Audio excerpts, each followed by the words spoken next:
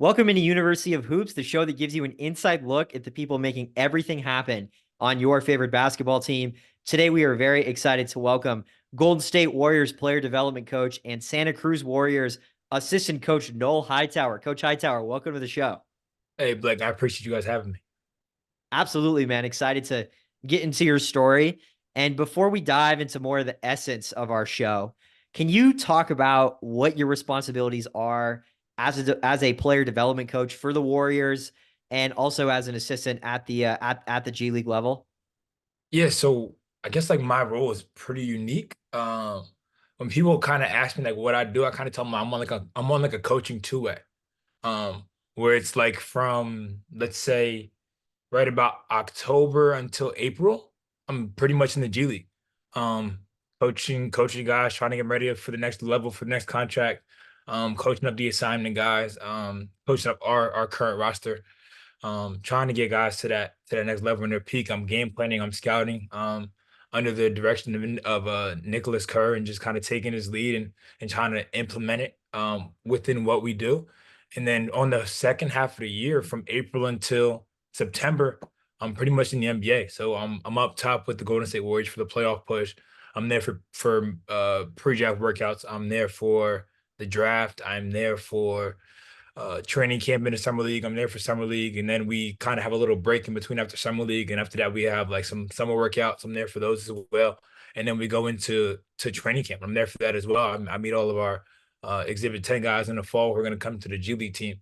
And it's a pretty great role, pretty blended in terms of what I do up top with Golden State. It's more of like a support role, more a learning role. So it's almost like I get to be in Golden State and learn what they do and then come down to G League and apply it myself. It's a really great organization which has great synergy between the G League and the NBA. Um, and just having that I guess like blueprint of what we want to do and what we want to look like in the G League, and then seeing it firsthand while I'm up there with Golden State, it's awesome. That's a really, really cool mix. Um, can you kind of talk about what your day is like specifically on a game day versus a non-game day? And we can start with right now because as you said, you're with the G League guys right now. And Yeah. then maybe if you want to go into like what it looks like once you go up to the big leagues too, that would be awesome. So G League game day, it's pretty structured, pretty standard at this point of the year. We're pretty deep into the season now, and pretty much I get up. I'll work a couple guys out in the morning between like to let's say between like 9 and 11. I'll work a couple guys out. Most of our staff will come in, pass, rebound for guys, get them loose, get them early shots.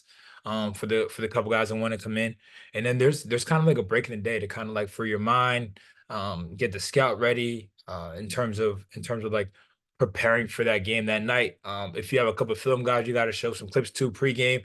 You get those clips ready to show them at this point, and then it happens pretty quickly. Like before you know it, it's game time. And in that process, we go to the arena, we meet as a staff, and then we have like a team film or a team walkthrough, and then guys have their shooting times. After the shooting times, it's pretty much game time, and it's locked in, ready to go. And then pretty much a game day up in Golden State, it's very similar.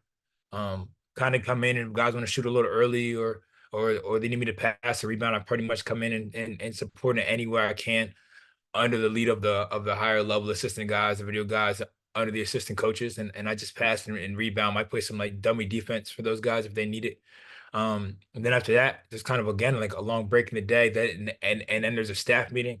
Following the staff meeting is a team meeting. Following the team meeting, guys have their shooting times. If guys want to get additional shots, I'm there to help support guys to get additional shots. And after the additional shots, there's like one final team meeting, and then it's game time. So that's kind of what a game day looks like in the G League and in the NBA for me.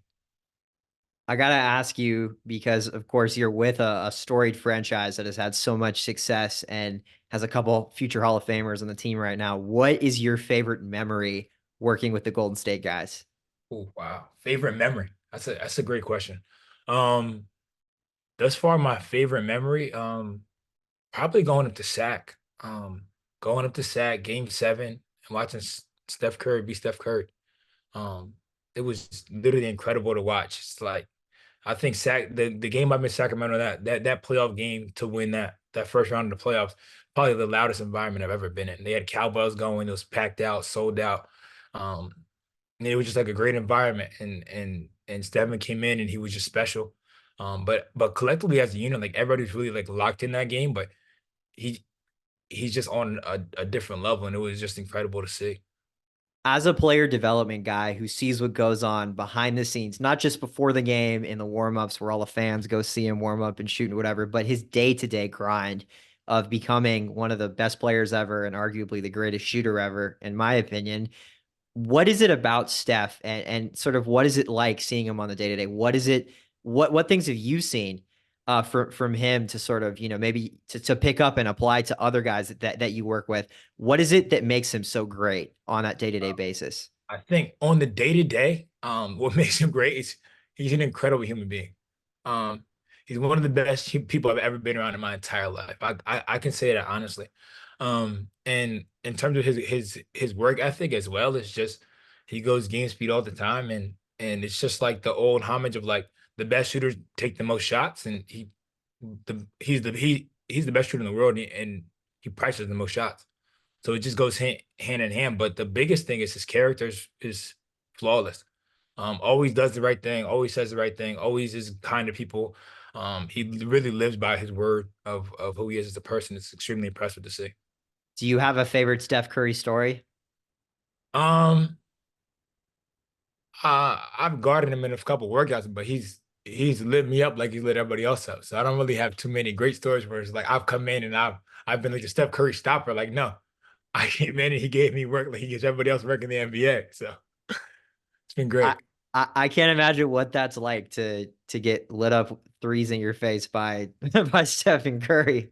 It That's gotta wasn't, be. let me tell you, I'm gonna be honest. It was threes, made a range, layups, step backs, kind of like the whole array. It was like a clinic, but it was just incredible to see, to be honest. Like great to guard him, but I was like, I'm gonna try and stop him. And I was like, wow, like I have no chance today. showing Just you do his my whole showing you his whole bag. It sounds like, and 100%. that competitiveness of the great ones coming out, no matter who they're going against. Coach, kind of to get back to you more. With this being the first season that Coach Kerr has taken over in Santa Cruz, has your role changed at all as opposed to what it was like before? And what has that experience been like this season? Um, well, my first it's only my second year here with the Warriors organization. My first year was with Seth Cooper. He was awesome. And at that time I was on staff with Nicholas as well. And he was great. At that time as an assistant, he was a phenomenal assistant. And I even said during the season, I was like, yo, like if one day, if ever, if I was like, I'm not sure when it's gonna transition, but if there's ever a transition where Nick becomes a head coach, I would love to work for him. Like he just seemed like great to work for. And that was just from assistant to assistant. And then he became the head coach, and it was like he was like, "Hey, listen, I just need you to be yourself and continue to do what you're doing. Continue to do what you're doing."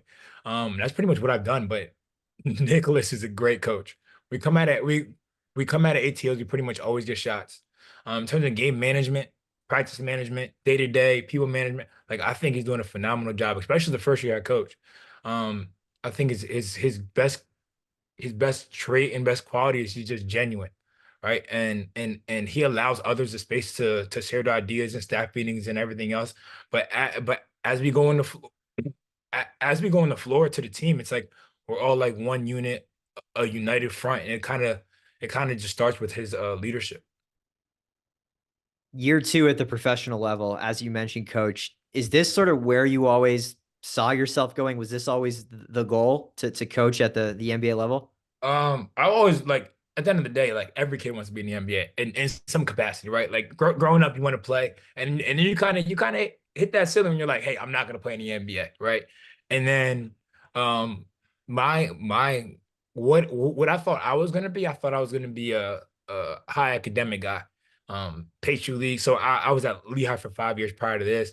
And that was with the Pacers for him. But when I was in my 5 years at Lehigh, I was just kind of seeing like how things worked, how things operated. And I always thought I was going to be like a high academic assistant coach, high academic head coach, Patriot League, Ivy League, maybe like a Vanderbilt, uh, maybe a Notre Dame, maybe a Stanford, maybe a Rice, just something of that caliber in like the high academic educational role. Because I really value education and I really value sports and basketball and the development of people. So I always thought like I would end up being in a role like that. But when the opportunity came for me to join the professional level and join the Pacers and now be with the Warriors, it just was like, okay, like let's see what this looks like and let's get this experience. What's it been like? It's been awesome. It's honestly been a dream come true. I've been under some phenomenal head coaches. I was at Lehigh with Coach Brett Reed, who coached CJ McCollum when they had that run there. And he was awesome. And that whole staff from top to bottom was phenomenal. And Tony White, Harry Moore, when I first started there, it was flawless over there. And then after I left Lehigh, I transitioned over to the Indiana Pacers. And I was there with Rick Carlisle at the head. You know what I mean? So like, and Rick to me is a Hall of Fame coach. Um, and then after that, I came from being with Rick Carlisle, who's one of the best coaches of all time, to be with Steve Curry, another one of the best coaches of all time. And then after that, like I come down to the G League. I'm in year two with Coach Steve Kerr's son, Nicholas Kerr, and Nicholas Kerr was started his coaching career under Popovich. So he has like the Popovich influence. So like to have all of that knowledge and have all that influence around me, it's just like it's just so much greatness. Sometimes I'm like a small town kid. Like sometimes it's like hard for me to believe that I'm here. Yeah, I mean, I got to ask you because you brought up those names, and this is a question we usually ask later in the interview. I'm just going to bring it up now. Like, what are some of the best pieces of advice that you've gotten from a Rick Carlisle, from a Coach Kerr that you think have helped you, make the most of your opportunities so far? I'd say the best advice is really just to be myself. I think that's really been a strong piece of advice is to always like be myself in the space in the room and just be authentically myself. Especially around the players because the players can tell when you're not really being yourself. And that will carry you forward. And one of our pillars here with Golden State is joy, right? So always have joy, always bring joy to the room, always bring joy in like whatever you're doing. Like I think that's really a part of me, and it fits well with me that I align with the Golden State way of always having joy. Coach, we've talked a lot about what you're doing and the people that are around you, but now I want to get more into your journey. And I want to give the audience a chance to get to know you a little more on a personal level before we go more into the basketball side. You're one of six kids. You were raised in Dominican culture with your mom, and you were also a highly regarded dual sport athlete growing up. Can you elaborate a little bit on how important your upbringing was and how that influenced the person that you've become today? Yeah, I'd say it starts in the household, of course. My dad was an All-American track athlete at Lincoln University, won a national championship there as well in track and field. He hurdled. All of uh both my older brothers ran track, star athletes. My oldest brother's right now, he's a track coach at Air Force. Also plays professional rugby in the States and for the Dominican national team. So that's extremely impressive. And then my sisters are also like standouts. So in that household, like it's just been like just like high achieving people within my family. I guess you could say I'm out here just trying to keep up, to be honest. Like at this point, I'm just trying to carry my weight within my family. And then I'm from a small town called Easton, Pennsylvania. And there's a lot of pride where we're from. Like it's a small town about an hour from Philadelphia, about an hour from New York, on the East Coast, and then about an hour from the beach. But we have like such a blend of culture there in Easton, and there's a ton of pride with being from Easton. And I think I just kind of carried it as like a chip on my shoulder, like a small town guy who who has a ton of pride of where they're from, and it's like I just want to make the most of my opportunity. And that's kind of where it carries forward. And then I'd say more of a on my mom's side and my her being Dominican, it's just that uh, she she's an immigrant to America. Came here with kind of nothing to her name, and she just works. She's always just worked super hard. And both my parents, I've like as I've gotten older, I've noticed more of the sacrifices that they've made for myself and my siblings. And a part of what I do is just to try and make them proud. And make them feel as if their sacrifices were for the right. Um, and and and and that they're paying off. So every day I try and live up to that. Amazing stuff, Coach. I also, before we move on, last thing I want to touch on is I know that you've written a book. Want to give you Yeah. the chance to plug your book, kind of talk about it and what it's called, where people can find it. Go ahead. Yeah. So the book, it's called Shame, Shame, Shame. We could have won the game. It's a chosen book about basketball and teamwork. And and it pretty much like the book came about the one day because I was just pretty much just thinking about like, hey, like I've always wanted to write a book. I have my master's in education from Lehigh, and my dad was a principal growing up. So I was like, I've always been big in education, big into sports. And I'm like, what's one way I can always give back? And I was like, wow, like I could write a book. So during my time with the Pacers, well, during my time at Lehigh, then my time with the Pacers, I started writing the children's book. Um, and the one day I was playing horse with the coach, my coach from Lehigh's son, and the phrase "shame, shame, shame," we could have won the game kind of came up. And then it was like kind of catchy for the day. And I was like, one day I was like, I'm gonna write a book about basketball and teamwork. And then it kind of came to fruition. And then I published it a couple of years ago and put it on Amazon. It was an Amazon bestseller for early childhood education, which was a super surprise for me. And the book's kind of been taken off from this point. I've done plenty of assemblies. I've read to thousands of people. The book's in hundreds of classrooms at this point. And now I'm like trying to like add on to the book and kind of add more of a purpose behind the book. So essentially, I sell the book on Amazon, so essentially I sell the book on Amazon, right? And then the book's profits help fund the scholarship that I created in my high school. So then, like as the book continues to sell, the scholarship at my high school continues to go on and progress. So it's just like an ongoing cycle of like, okay, well, like sell the book, proceeds go to the scholarship, and then the scholarship helps somebody else at my high school. And then this year I'm planning to start a second scholarship elsewhere, in a different city in a different, I guess probably in a different county. So as the book continues to sell on Amazon, I'm just going to continue to put proceeds towards the scholarship and let the scholarship kind of fund itself. Awesome stuff, coach, and definitely super inspiring there. And great title as well. I know when I saw that title, I was like, man, that's catchy. So I'm glad that you decided to to stick with that title. Um, now that we know more about where you are today, take us back to the beginning. You went to school just an hour away from home at Chestnut Hill College to play. Why was that the best decision for you, and what was your experience like playing there?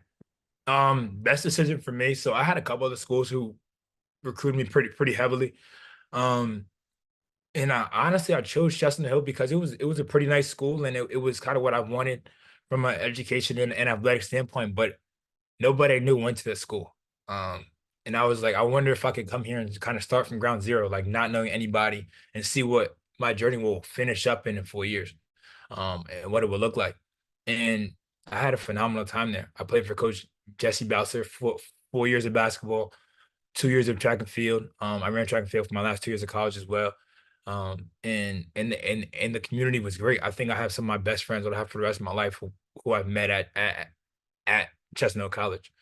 So I really don't regret it at all. Like I think it's probably the best decision I ever made in my life was to go to Chestnut College, and it was the right school for me.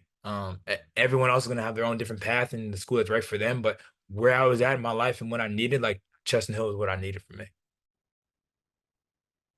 What's your favorite memory from playing there? Favorite memory. My favorite memory. So we were playing up in the New England area. It was about 6 hours up north. We're playing, I believe, with St. Michael's, up that way in the New England area. They're in the D2 conference called the NE10. We're in the CACC, and I think it seems like right before either Thanksgiving or Christmas break, and and we're up there. I think it's a pretty close game. Games going back and forth, and they're starting to make a run, a little comeback, and I got a I drove baseline, got a huge dunk, baseline and one on somebody. And it kind of shifted the energy of the game. And it was like an exciting moment. Everybody was like, yo, like that game was like that dunk was pivotal in the game. And I was like, listen, brother, I did not want to have a 6 hour car ride. I mean, I did not want to have a 6 hour bus ride after a loss. Like we needed to win this game.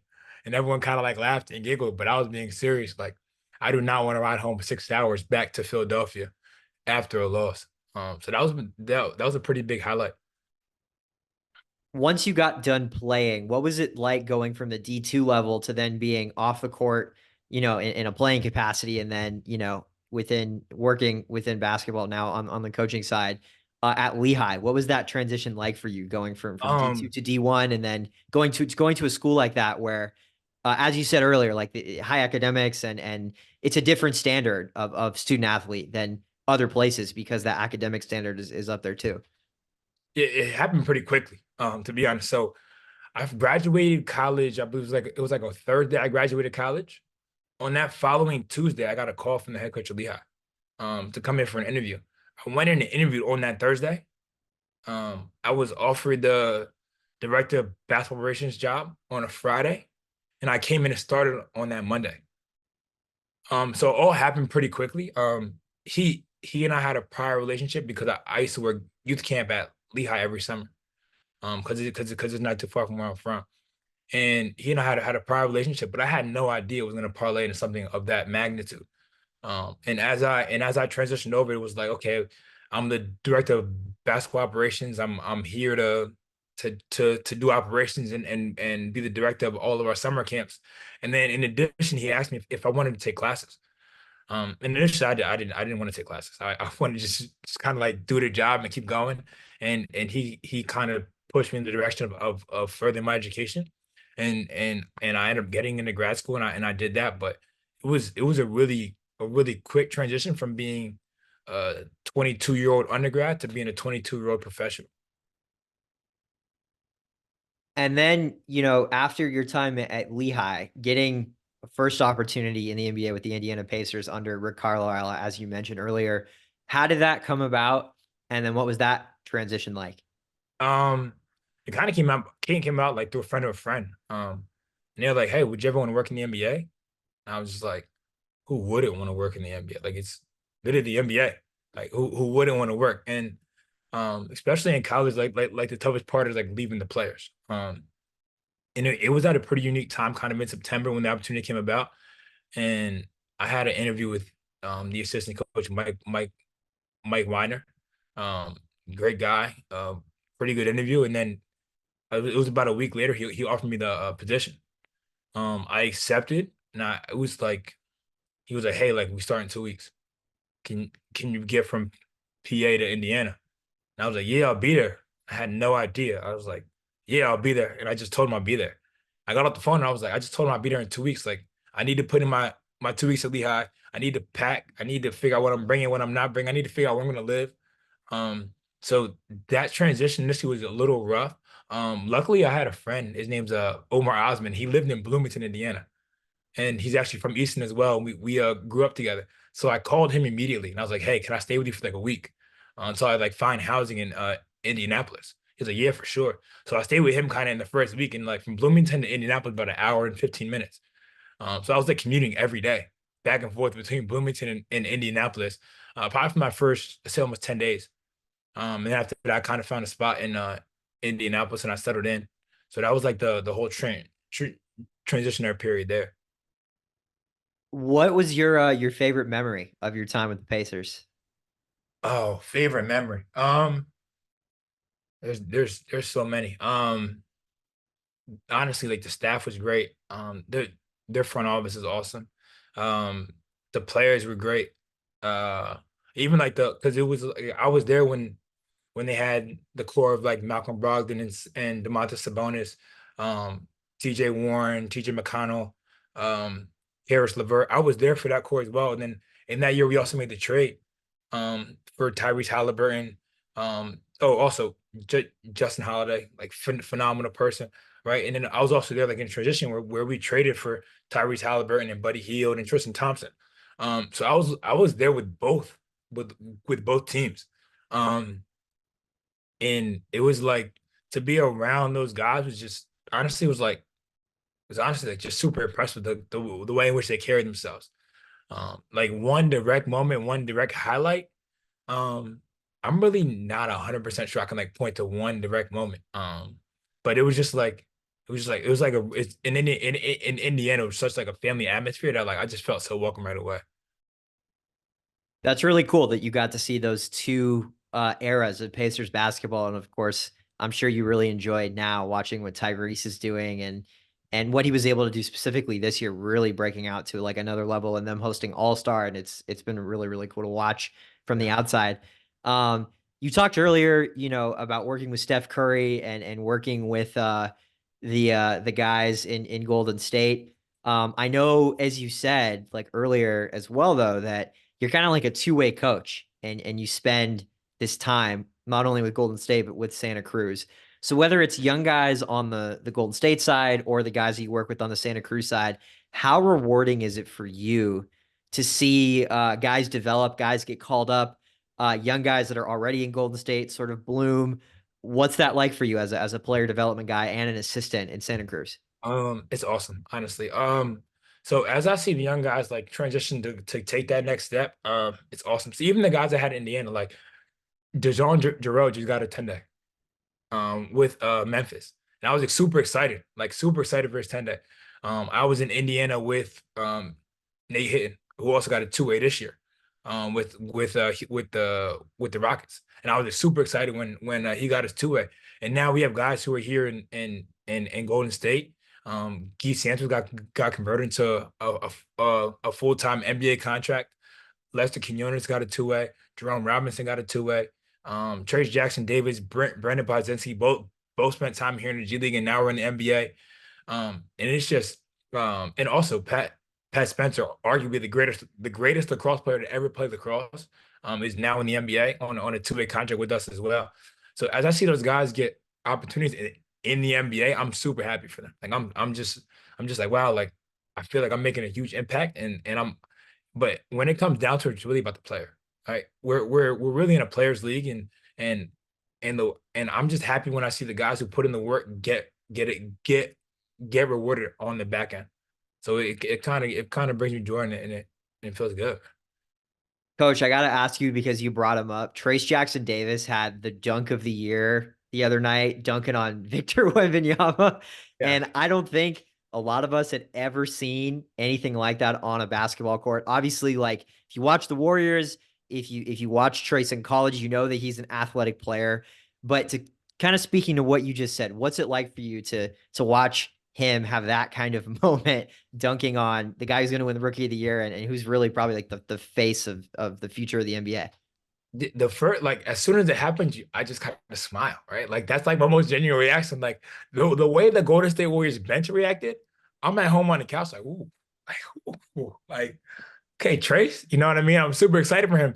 And on top of that, it's like he's getting his opportunity and he's making the most of it, which I'm really happy for him for. And it's just like as long like as he's winning, I'm winning, right? And it's the same exact sense with the Santa Cruz Warriors and the Golden State Warriors. Of course, like we want to win here in Santa Cruz, and it's super important. But in the same sense, it's like every time we see the Warriors win, like it's like an extra win for us. So it's always a good feeling. Coach, I want to turn now to sort of advice that you would give to people that are looking to get to where you are today. What tools or sort of, lessons or traits, whether that be things technically or things personally as well, do you think are important for people to have that want to break into the basketball industry? Um, I'd say first things first, be willing to sacrifice. A lot of people don't talk about it, but being a basketball coach at the college level or the professional level, you give up a lot of your time. I don't think people realize that uh, we are the entertainment. So on a Saturday night when everybody goes out to go watch the game at 7 o'clock, like they're watching you at work, right? For us, like football kind of has Thanksgiving, and basketball kind of plays around Thanksgiving Day because that's more like a football day. But like on Thanksgiving, like you're not with your family anymore. You're more than likely like with the team. Um, Christmas break, that Christmas time during the holidays, you're probably not with your family. You got to give that time up to be in a different city, to be with your team and kind of celebrate together. And they like on paper they're like small things, but as you're going through them for the first time or the second time, um, they're definitely challenging. Um, so I'd say sacrifice is definitely huge and super important. Now another thing is like learn the technology that's happening and that's coming out, and always stay current with the new ways of learning the game and in which the game is being taught, and also know the pathways that that the game was taught because the game just goes in cycles where it's like pick and roll 25 years ago wasn't really a thing. It was a lot of like off ball screen, a lot of flex, a lot of post ups, and now like post-ups are for like the premier really special players, right? And then we went through an era where like everything was pick and roll. And now we're going through an era where like off ball screening is kind of coming back up again and playing again off ball screening. So just kind of knowing how the game was played in the past and what's being looked at currently in the future to be played as well. And then from the other standpoint is like just be a good person. Um, Day in, day out, just trying to be a really good person. Try and bring the same energy. Try and be the same person every single day. Being really consistent with your energy and as a human and as a person. It's super important. Just to follow up on something you said too, is there any specific software that you find you guys using that you think if you were telling a younger person or a younger coach to learn, what's an example of a software you think you'd recommend? Yeah, so since I've been in the NBA, the software that we've used the most is Sports Code. And it's just like a game coding software that it's honestly like when you initially dive into it, it's pretty complicated, but as you learn it and you learn the nuances of the programs, it becomes pretty easy and pretty simple to use it and to learn, and it's extremely helpful, extremely useful.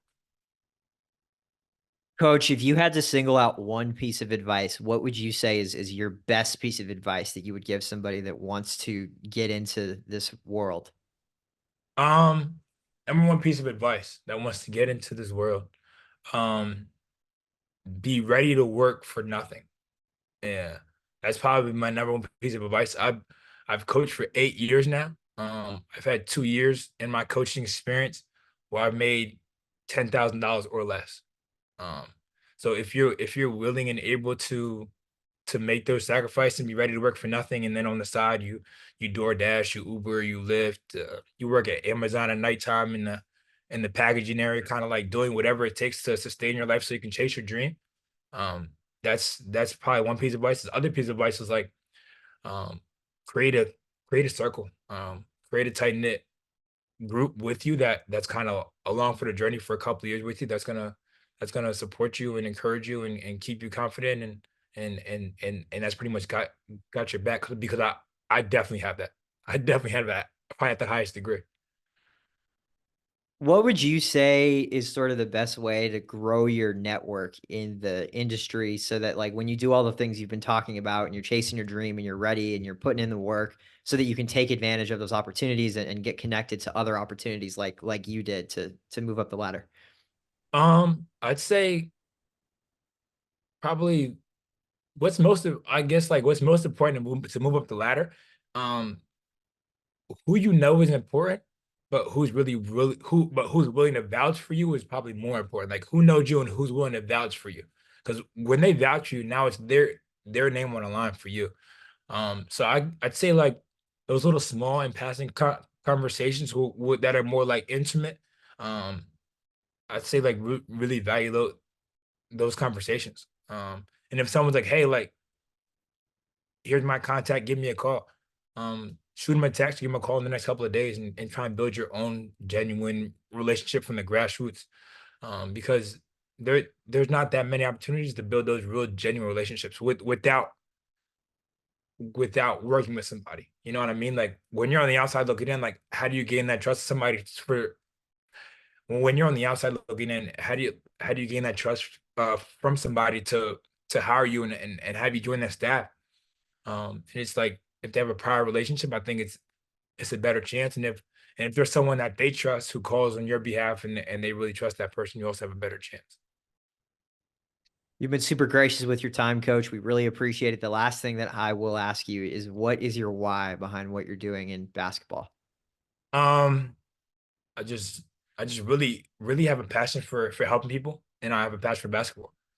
So coaching basketball kind of brings the two together. I've always said on my tombstone, if someone can say I was the best version of myself when Noah was around, then I've done my job. That's a dime right there, coach. We appreciate all the advice. Thank you so much for coming on the show, sharing your story, sharing stories about everybody from Steph Curry to everybody in between, and Coach Carlisle and Coach Kerr, both Coach Kerrs that you've worked with in your career. We really appreciate your time, Coach. Uh, th- Thank you guys. I appreciate it. Absolutely. That is Golden State Warriors player development coach and Santa Cruz Warriors assistant coach Noel Hightower. You can, make sure to go look at his book, download his book. We're not gonna we're not gonna let that plug go to waste, Coach. We got you there. We'll drop a link or something to it in our description of the show on YouTube. This is University of Hoops, where the show, once again, it's taking you behind the scenes of your favorite basketball team each and every week with interviews with great coaches and other people within the basketball world, like Coach Noel Hightower today. You can find all of our content on YouTube, on X, on Instagram, on TikTok at Univ Hoops. That's at UNIV Hoops. We will see you next week with another interview. Thanks for watching.